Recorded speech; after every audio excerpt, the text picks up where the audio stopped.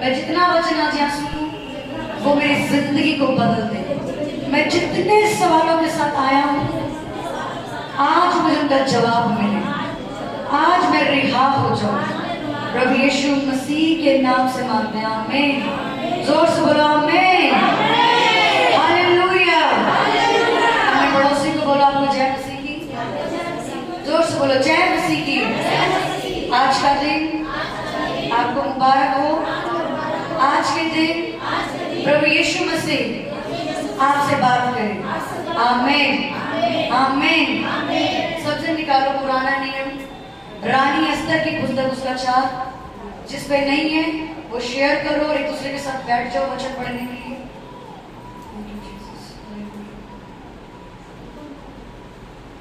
रानी एस्तर की पुस्तक उसका 4 उसका 10 से मैं पढ़ूंगी, सबसे ध्यान से सुनेंगे। तब एस्तर ने हताक को मुद्रके से ये कहने की आज्ञा दी, राजा के सब कर्मचारियों वरन राजा के प्रांत के सब लोगों को भी मालूम है कि क्या पुरुष क्या स्त्री कोई क्यों ना हो जो आज्ञा बिना पाए भीतरी आंगन में राजा के पास जाएगा, उसको मार डालने की आज्ञा है। केवल जिसकी ओर राजा सोने का राजदंड बढ़ाए वही बचाया जाता है। परंतु मैं 30 दिन से राजा के पास नहीं बुलाई गई हूँ। एस्तर की ये बातें मोद्रके को सुनाई गई। तब मोद्रके ने एस्तर के पास एक कहला भेजा, तू मन ही मन ये विचार मत कर कि मैं राजभवन में रहने के कारण सब यहूदियों से बची रहूंगी, क्योंकि तू जो इस समय चुपचाप रहे तो किसी न किसी उपाय से यहूदियों का छुटकारा और उद्धार हो जाएगा, परंतु तू अपने पिता के घराने समेत नष्ट होगी। क्या जाने तुझे ऐसे ही कठिन समय के लिए राजपद मिल गया हो। उसकी 16 में लिखा, तू जाकर शूशन के सब यहूदियों को इकट्ठा कर, सब मिलकर मेरे निमित्त उपवास करो। 3 दिन रात ना तो कुछ खाओ ना तो कुछ पियो। मैं भी अपनी सहेलियों सहित उसी रीति उपवास करूंगी। ऐसी ही दशा में मैं नियम के विरुद्ध राजा के पास भीतर जाऊंगी। यदि नष्ट हो गई तो हो गई। तब मोद्रके चला गया और एस्तर की आज्ञा के अनुसार उसने किया। उसके बाद लिखा, 3रे दिन एस्तर अपने राजकीय वस्त्र पहनकर राजभवन के भीतरी आंगन में जाकर राजभवन के सामने खड़ी हो गई। राजा राजभवन में राजगद्दी पर भवन के द्वार के सामने विराजमान था, और जब राजा ने एस्तर रानी को आंगन में खड़ा हुआ देखा तब उसने प्रसन्न होकर सोने का राजदंड जो उसके हाथ में था उसकी ओर बढ़ाया। तब एस्तर ने निकट जाकर राजदंड की नोक छुई। तब राजा ने उससे पूछा, हे एस्तर रानी, तुझे क्या चाहिए? तू क्या मांगती है? मांग और तुझे आधा राज्य तक दिया जाएगा। आमीन आमीन। अपने पड़ोसी को बोलो, पड़ोसी। रानी एस्तर को राजा ने कहा, मांग तुझे क्या चाहिए और तुझे आधा राज्य तक दे दिया जाएगा। आमीन आमीन। किस किस की ऐसी ख्वाहिश होती कि हम जो भी मांगे हमें मिल जाए? जोर से बोलो ना, क्योंकि हमारी ये ख्वाहिश है, हम जो मांगे वो मिल जाए। ऐसा कुछ भी ना हो कि परमेश्वर ने मैं तुझे नहीं दूंगा। सबकी ख्वाहिश है जो मांगे पैसा मिले, अच्छी मैरिज चाहिए, बच्चे चाहिए, बच्चों का फ्यूचर अच्छा चाहिए, अच्छा बिजनेस चाहिए, घर में शांति, सब कुछ चाहिए। कि प्रभु जो मैं मांग रहा हूँ मुझे सब कुछ चाहिए। हालेलुया। बाइबल में लिखा, रानी एस्तर की स्टोरी को ध्यान से कुछ शांत करो, ध्यान से आप सब इस स्टोरी को सुनेंगे। रानी एस्तर जिस जगह पे रहती है वहां पे एक फरमान जारी होता है कि तेरी और तेरी यहूदी कौम को हम मरवा डालेंगे। हालेलुया। कि हम तेरी और तेरी यहूदी कौम को मरवा डालेंगे। उसके पास उसका चाचा आता है और वो कहता है कि तू जा और अपने पति राजा शल्य को जाके कहे कि ये फरमान जो है वो हटा दिया जाए, वरना हम तो मरेंगे, तू भी हमारे साथ मारी जाएगी, क्योंकि तू भी एक यहूदी स्त्री है जो यहोवा की आराधना करती है। हालेलुया। रानी एस्तर जाके वो कहती कि नहीं, मैं राजा शल्य के पास नहीं जा सकती, क्योंकि वहां पर जाने की आज्ञा किसी को भी नहीं है। और जब तक राजा शर्रे किसी को ना बुलाए तब तक वहां जाने की एंट्री भी नहीं है। हालेलुया। क्या बोलते अपने चाचा को कि वहां मांगना तो दूर, वहां अंदर जाने की एंट्री भी नहीं है। अगर हम वहां बिना उसकी आज्ञा के जाते हैं तो हमने क्या पढ़ा, उसमें क्या लिखा कि उसको पर राजा सोने का राजदंड बढ़ा के उसको मार डाला। Hallelujah, hallelujah.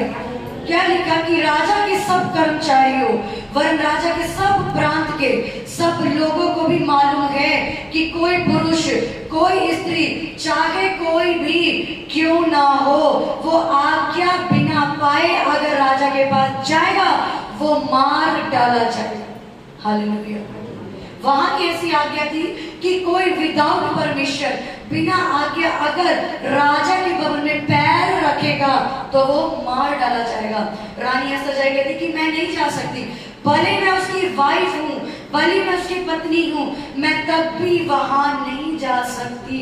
उसके बाद वो जाकर उसको जब ये दिखाई देता है कि मेरे पास कोई ऑप्शन नहीं है, मेरे पास कोई रास्ता नहीं है, मेरे पास किसी भी प्रकार का कोई चारा नहीं है कि मैं अपने लोगों को कैसे बचाऊं, वो एक रास्ता चुनती है।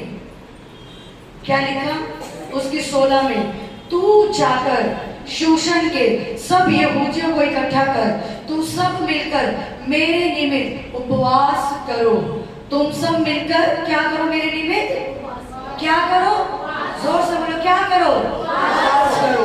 3 दिन रात ना तो तुम कुछ खाओ ना मैं कुछ खाऊंगी, और इसी रीति से हम सब मिलके क्या करेंगे, उपवास करेंगे। उसके बाद उसके 5 में क्या लिखा है, तब राजा ने उससे पूछा, हे एस्तर रानी तुझे क्या चाहिए। हालेलुया। पहले उसने क्या कहा कि बिना आज्ञा पाए हम वहां नहीं जा सकते, लेकिन उसके बाद वो एक डिसीजन लेती है कि ठीक है मैं वहां नहीं जा सकती, पर वहां जाने से पहले मैं उपवास करूंगी। मैं वहां जाने से पहले क्या करूंगी, उपवास करूंगी। हालेलुया। उसने कहा मैं वहां जाने से पहले उपवास करूंगी, 3 दिन रात ना मैं कुछ खाऊंगी ना मैं कुछ पीऊंगी। अगर मैं नष्ट हो गई तो हो गई, लेकिन मैं राजा के पास जरूर जाऊंगी। लिखा तीसरे दिन, किस दिन, तीसरे दिन, जिस दिन उसका तीसरा उपवास खत्म हुआ, तीसरे दिन रानी एस्तर अपने राजकीय वस्त्र पहनकर राजभवन के भीतर आंगन में जाकर खड़ी हो गई। जिस राजभवन में जाना किसी को अलाउड नहीं है, वो राजभवन में जाकर उपवास करके खड़ी हो गई। उसने क्या कहा कि तब उसने प्रसन्न होकर सोने का राजदंड रानी की ओर बढ़ा दिया और कहा, मांग तुझे क्या चाहिए, मैं आधा राज्य में तुझे दे दूंगा। Hallelujah, hallelujah. ये अनुग्रह उसके ऊपर कहां से आया, कहां से आया रानी एस्तर के ऊपर ये अनुग्रह? जिस जगह जाना उसको अलाउड नहीं था, जिस जगह पे पैर रखना अलाउड नहीं था कि हम वहां पैर रखेंगे हम मारे जाएंगे, और वो लेडीज बिना आज्ञा के जाती है, अंदर भी जाती है और राजा के सामने खड़ी भी हो जाती है, मुझे आपसे बात करनी है।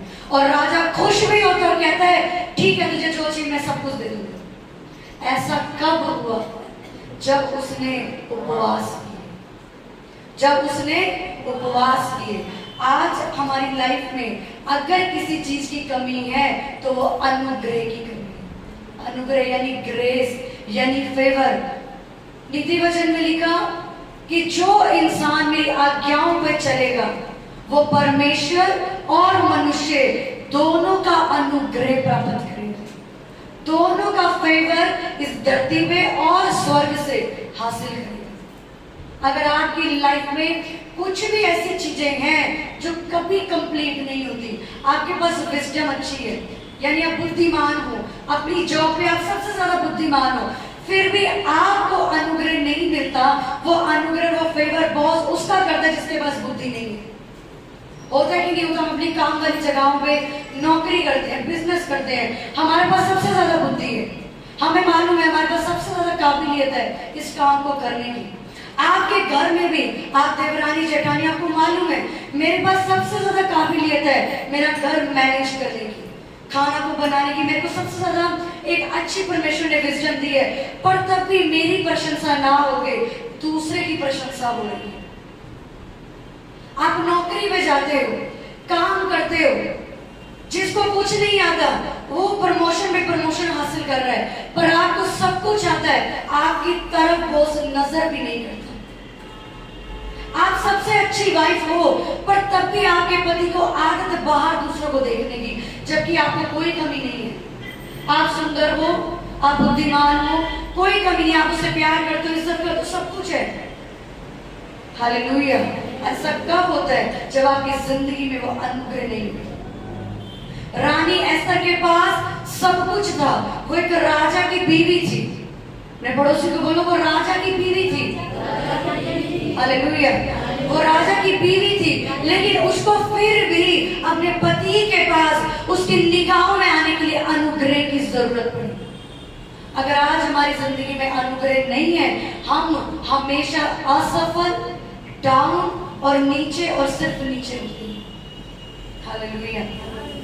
हमारे को सब कुछ आता है, हमारे पास सारा ज्ञान है, हमारे को सारी नॉलेज है, फिर भी हम किसी की निगाहों में नहीं चलते। आपने कई लोगों को देखा होगा, वो अच्छे हैं लेकिन फिर भी लोग उनसे जानबूझ के नफरत करते हैं। तुम मेरी आंखों में खटकते हो, लोग ऐसे बोलते, तुम हमें पसंद नहीं है, हमें तुम्हारा चेहरा भी पसंद नहीं, जबकि वो इंसान बहुत अच्छा है अंदर से। क्यों? क्योंकि उसकी जिंदगी में अनुग्रह की कमी है। वो जहां जाता है उसकी लोग सिर्फ बेइज्जती करते हैं, उसको बैड लक ही फॉलो करता है। क्यों? उसकी लाइफ में सब कुछ है, पर उसकी लाइफ में परमेश्वर का दिया हुआ फेवर नहीं है। आप बाहर जाओ, जो अन्य जाति, जो यीशु मसीह को नहीं मानते, वो लोग बहुत अच्छी स्टडी करके बैठे हैं, उनके पास नौकरी नहीं है। हाँ कि नहीं? बहुत अच्छी अच्छी पढ़ाई करके लड़के लड़कियां बैठे हैं, उनके पास नौकरियां नहीं है। पर उनसे कम लेवल का बंदा जो 9वीं पास है, उनसे ज्यादा पैसे कमा रहा है। क्यों? क्योंकि उसके पास अनुग्रह और उसके पास फेवर की घटी है। एक पत्नी जितनी सुंदर नहीं है, तब भी उसका पति उसे इतना प्यार करता है, पर आप सुंदर हो, अच्छे हो, भले हो, तब भी आपका पति को आदत पड़ी दूसरी औरतों को देखने की, क्योंकि आपके अंदर अनुग्रह की कमी है। नीति वचन में लिखा कि वो स्त्री अनुग्रह से भरी हुई होती है, जो यहोवा का डर मानती है, और उसकी हर जगह प्रशंसा होगी। क्यों? क्योंकि उसके अंदर यहोवा की ग्रेस होती है। हालेलुया। जब एक व्यक्ति पे अनुग्रह आता है, वो बल प्राप्त करता है। जब आपके ऊपर ग्रेस आती है, फेवर आती है, आपके अंदर बल आता है, आपको जोर नहीं लगाना पड़ता। आपको किसी से मिलना है, आपको पहुंच लगाने की जरूरत नहीं है, जो आपके ऊपर यहोवा का फेवर है वो काफी है। हमें यहाँ पे अगर किसी से मिलने की जरूरत है, किसी अध्यक्ष से मिलने की जरूरत है, किसी बड़े बिशप से, बड़े अनॉइंटेड मैन ऑफ गॉड या वुमेन ऑफ गॉड से मिलने की जरूरत है, हम पहुंच नहीं लगाते, हम यहाँ घुटने टेक के प्रेयर करते हैं।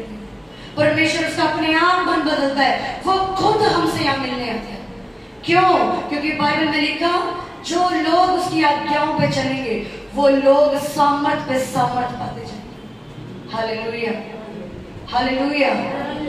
जहां आप अपनी ताकत से नहीं पहुंच सकते, वहां आपको अनुग्रह लेके चलते। आज आपका परिवार नहीं बच रहा, आज आपका परिवार आपकी नहीं सुनता कि यीशु मसीह के अलावा कोई खुदा नहीं है, आपके अंदर अनुग्रह की कमी है।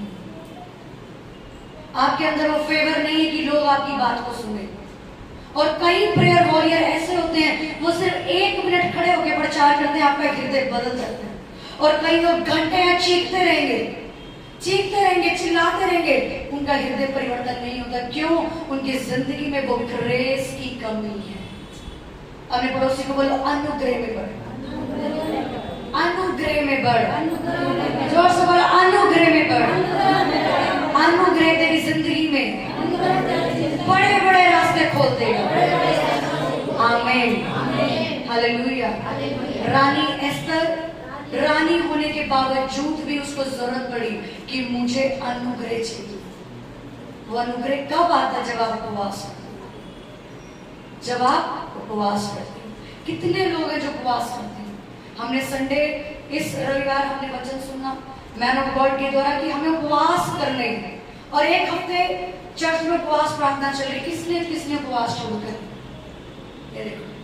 ये सब संडे मौजूद थे। और यहाँ इतने में क्या कोई ऐसा नहीं है जो बहुत बुजुर्ग हो, या कोई ऐसा नहीं है जो 60 साल से ऊपर का बैठा है। हालेलुया। उसमें लिखा जब तक आप उपवास नहीं कर सकते, आप अपनी जिंदगी में वो अनुग्रह कभी नहीं देख सकते। फिर आप रोने के लिए तैयार रहो कि मेरा घर नहीं बचेगा। मैं आपको वो कड़वा सच बता रही हूं जो आपको बर्दाश्त करना चाहिए, क्योंकि आप झूठा सच हम बता के नहीं भेजेंगे जाओ आपका घर बच जाएगा। कैसे बच जाएगा? मेहनत तो करी नहीं, बीज तो बोया नहीं, फल कहां से आएगा? एक इंसान बीज बोएगा तभी तो फसल काटेगा। आपने बीज बोया है बीज, आपने जब कुछ बोया ही नहीं, काटने की उम्मीद क्यों रखते हो? मैं सिख फैमिली से हूँ, मेरा परिवार 6 महीने में बच गया। क्यों? उस 6 महीने मैंने लगातार उपवास किए, जबकि मुझे ये बाइबल का इतना ज्ञान नहीं था। 7 साल पहले जब मैं मसीह में आई, और मेरी फैमिली सरदार फैमिली, सिख फैमिली से है, मेरे को सिर्फ एक बार मेरे पास्टर ने बोला उपवास करने हैं, बस अपने घर के लिए आपका घर बच जाएगा। मैंने कहा ठीक है मैं उपवास करूंगी। 6 महीने मैंने लगातार उपवास किया। लोग बोलते हैं हमारा घर नहीं बचता, 10 साल हो गए, आपका कैसे बच गया 6 महीने में? क्या मैंने कोई जादू टोना किया अपने घर? क्या मैंने कोई खोल के पिलाया? नहीं, मैंने भी वही किया जो इस पुस्तक में लिखा है, और आपको भी वही बता रही जो इस पुस्तक में लिखा है। हालेलुया। आपका पति आपके साथ चर्च नहीं आता, आपको ऐसा लगता है मेरी बड़ी शान की बात है, मेरा पति पैसे कमा रहा, मैं चर्च जा रहा हूँ। बाइबल में लिखा जो सबत के दिन का आदर नहीं करते उनकी कमाइयों को कीड़ा खा जाएगा। आज आपका पति चर्च नहीं आता, आप एक बार उसको नहीं डांटते, चल जॉब छोड़ के, कोई बात नहीं, पति कमाने जा रहे तो 300 रुपए के पीछे हम परमेश्वर का वो उद्धार करवा देते हैं। हाँ कि नहीं? इस चर्च में ऐसे ऐसे लोग हैं, संडे जॉब पे जाएंगे, 300 रुपए 400 रुपए 1000 रुपए दिहाड़ी कमाने के लिए अगले महीने जॉब छुड़ा के बैठे होते हैं। आज आपको ऐसा लगता है कि परमेश्वर ना सिर्फ प्यार करता है, कुछ नहीं कहता हमें।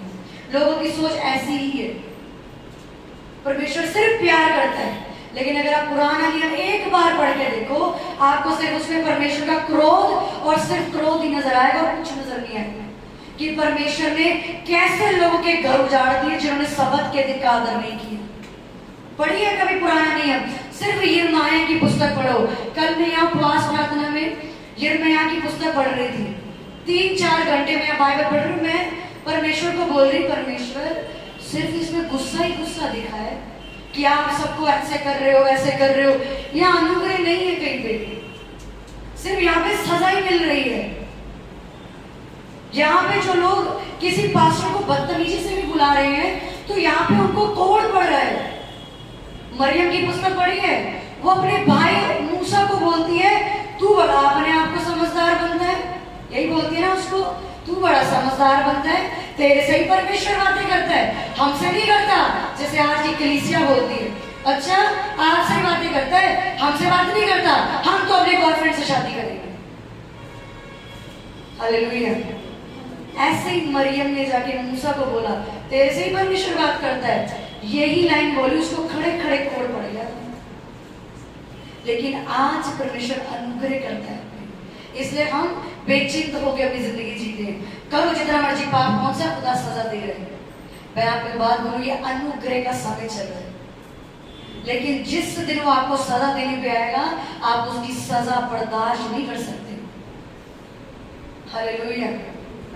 मैंने अपना फोन एक दिन, आज से 8-9 महीने पहले, मेरे को मेरे ब्रदर जो पास्टर है उन्होंने मेरे को कहा तेरा फोन चाहिए सेवा करने के लिए।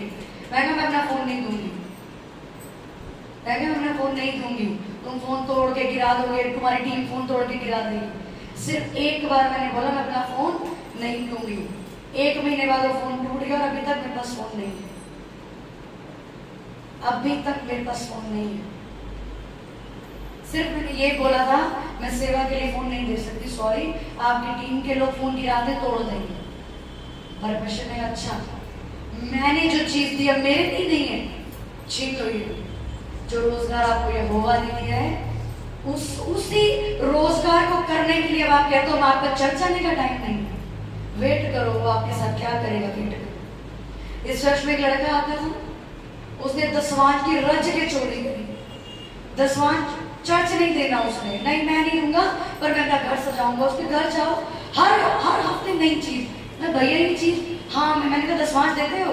नहीं दसवांज तो मैं नहीं देता, ये चीजें ले आया, कभी फोन ले आया, कभी कुछ ले आया, कभी कुछ। एक हफ्ते बाद पहले उसकी नौकरी गई, दूसरे हफ्ते उसका फोन गया, तीसरे हफ्ते जहां रहता था वो घर से भी उसको निकाल दिया। वो इस चर्च में 1 साल रहा, छत तक यहोवा ने छीन ली उससे। परमेश्वर आपको मौका देता है, सुधर जाओ। 2 साल उसको परमेश्वर ने मौका दिया, 2 साल तक हम उसको बोलते रहे कि बाज आ जा अपनी हरकतों से, वो बाज नहीं आए। आप धक्के खा रहे हैं। आपको भी ऐसा लगता है मेरा पति नौकरी पे जाता, क्या हो गया, 400 रुपए कमा के लाया, मुझे भी तो दिहाड़ी चाहिए, मुझे भी राशन पानी चाहिए। जब परमेश्वर नौकरी उससे छीन लेगा तब क्या कहोगे? हालेलुया। आज आप अपने बच्चों को नहीं डांटते कि चर्च तो लोग बोलते हैं बच्चे छोटे हैं, आपके बच्चों को फोन तो चलाना पूरा आता है। हाँ, छोटे छोटे बच्चों को फोन पूरा चलाना आता है, यूट्यूब खोल के बता दो हमसे ज्यादा चला देंगे, पर बच्चों को चर्च की शिक्षा नहीं पल्ले पड़ेगी। ऐसा क्यों? ये आपकी शिक्षा है। नहीं, बच्चों को सिस्टर क्या समझ में आएगा, प्रेयर में लाएंगे, वो क्या प्रार्थना करेंगे, ये बच्चा भी आपको पूरा यूट्यूब खोल के दिखा देगा। अगर बच्चा यूट्यूब चला सकता है, अगर आज की जनरेशन में बच्चों को ये मालूम है कि गर्लफ्रेंड बॉयफ्रेंड क्या है, अगर आज के टाइम पर एक गंदी शिक्षाएं मालूम है, आप छोटे छोटे बच्चों को देखो कितनी गंदी गाली बकते हैं, तो क्या छोटे बच्चों का यहोवा का कलाम नहीं बता सकते? ये आपकी ड्यूटी कि आपके बच्चे चर्च आने चाहिए। नहीं, बच्चे घर पे, हम चर्च आए। अब बच्चे नरक में जाए, हम क्या करें? बच्चे तो नरक में जाए, हम अकेले तैयार होके आ रहे हैं। मैं आपके मुंह पे बोलती हूँ, अगर आपके बच्चे चर्च नहीं आते, आप अच्छे पेरेंट्स नहीं हैं। आपके छोटे छोटे बच्चे आप पे हुकूमत करते हैं।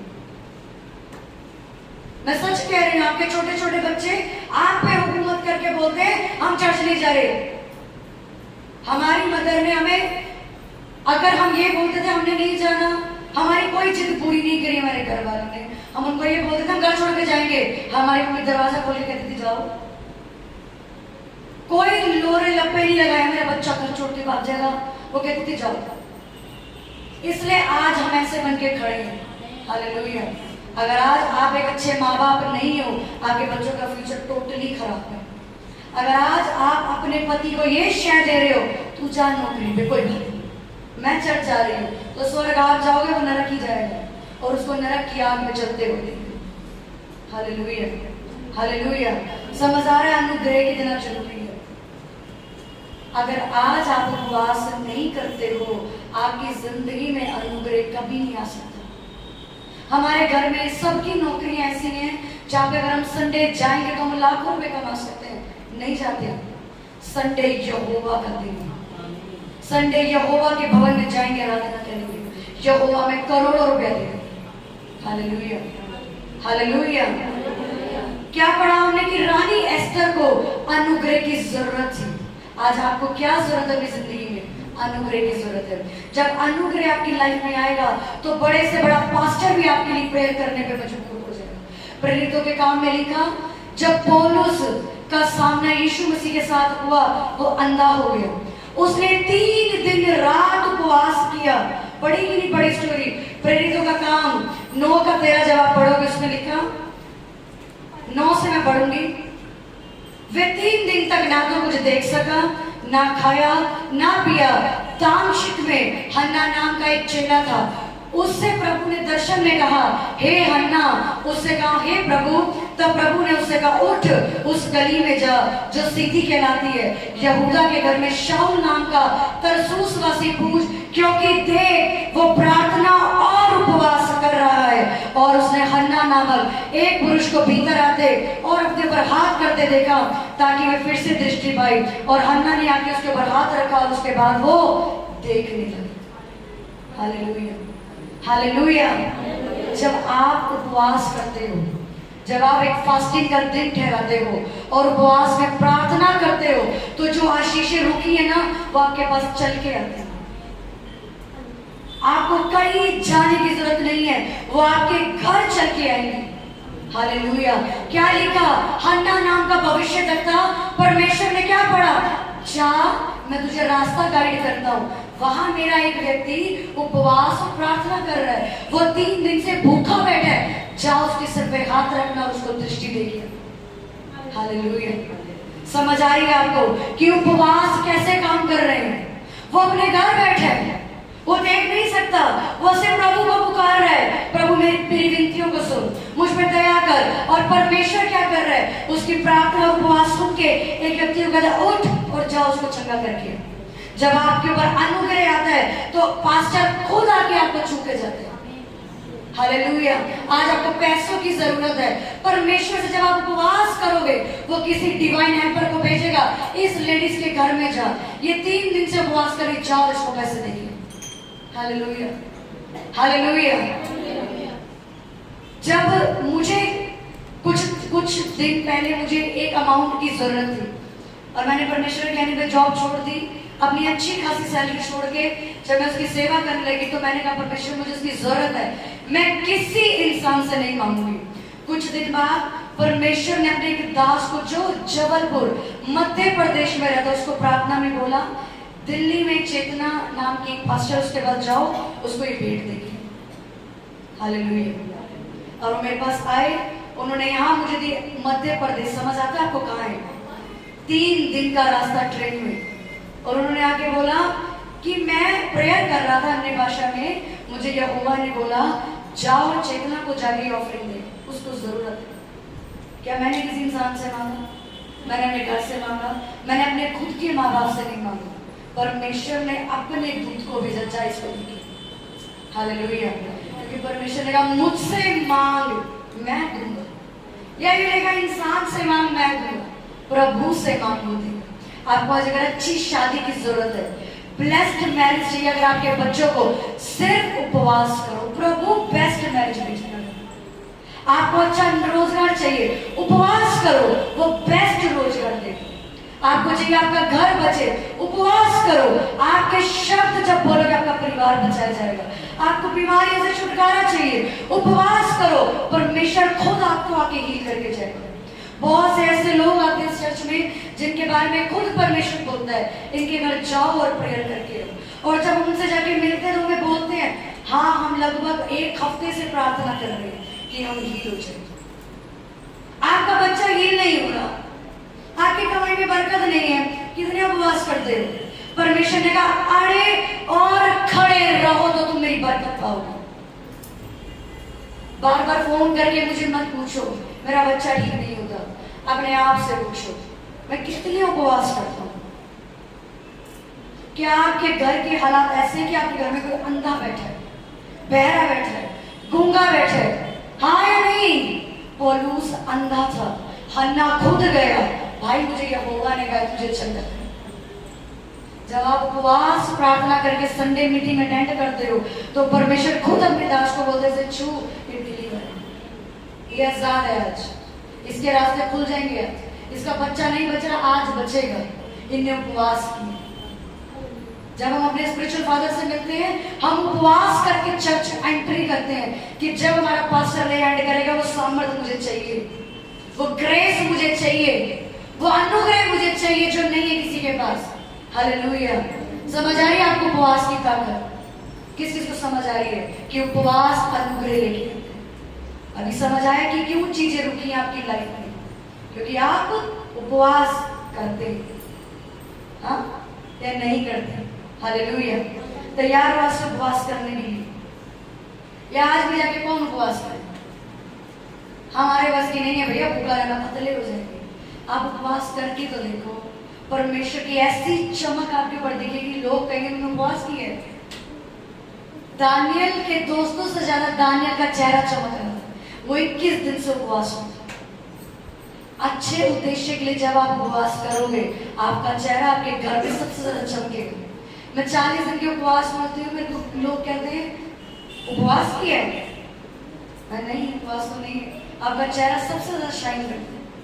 क्योंकि मेरे उपवास वो नहीं है मुझे बहुत सारे करोड़ों रुपए मिल जाए, मेरे बॉयफ्रेंड से शादी हो जाए, ऐसा हो जाए। मेरा उपवास ये होता है कि मुझे सामर्थ्य मिल जाए, मुझे अनुग्रह मिल जाए, उसकी सेवा मिल जाए, मेरे हाथों से रोगी चंगे हो जाए, ऐसा हो जाए, वैसा हो जाए। जब आप खुदा को पाने के लिए उपवास करोगे, आपकी जिंदगियां बचाई जाएंगी। सिर्फ एक बात, आज आपकी जिंदगी में जो चीज सॉल्व नहीं हो रही, चाहे वो आपके बच्चे जो शराब नहीं छोड़, आपका कर्जा जो खत्म नहीं हो, आपके परिवार जो घुटना नहीं टेक रहे, आपकी बीमारियां नहीं जा रही, आज से उपवास शुरू करो।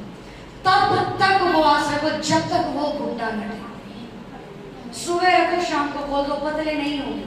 शाम को अच्छी डाइट ले लो, कुछ भी अच्छा खाना खा लो, डाइट वैसी होगी। पर आप जब उसके राज्य के लिए मांगोगे, वो आपको देगा। खोई हुई चीजें भी वापस आ जाएंगी। लिखा, हन्ना खुद चल के गया, आज मुझे चंगा कर।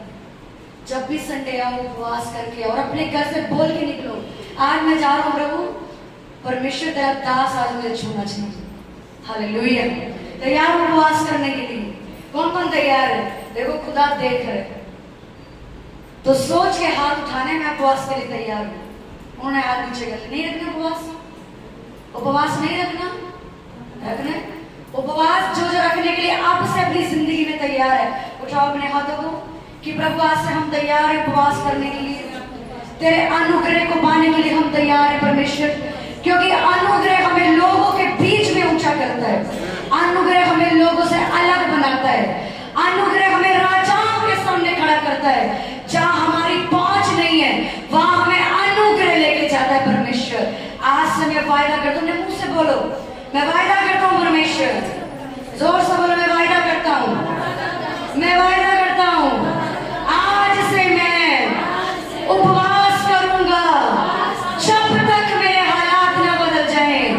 मैं तुझे पौलुस की तरह, एस्तर की तरह पुकारता रहूंगा और मैं विश्वास करता हूँ तू अपना दूत भेज के मुझे छुड़ा लेगा। आमीन, आमीन, हालेलुया। जोर से तारीफ करो प्रभु यीशु की, जोर से, जोर से, जोर से। अपने स्थानों पे खड़े हो जाओ, खड़े हो जाओ अपने स्थानों पे सब जन।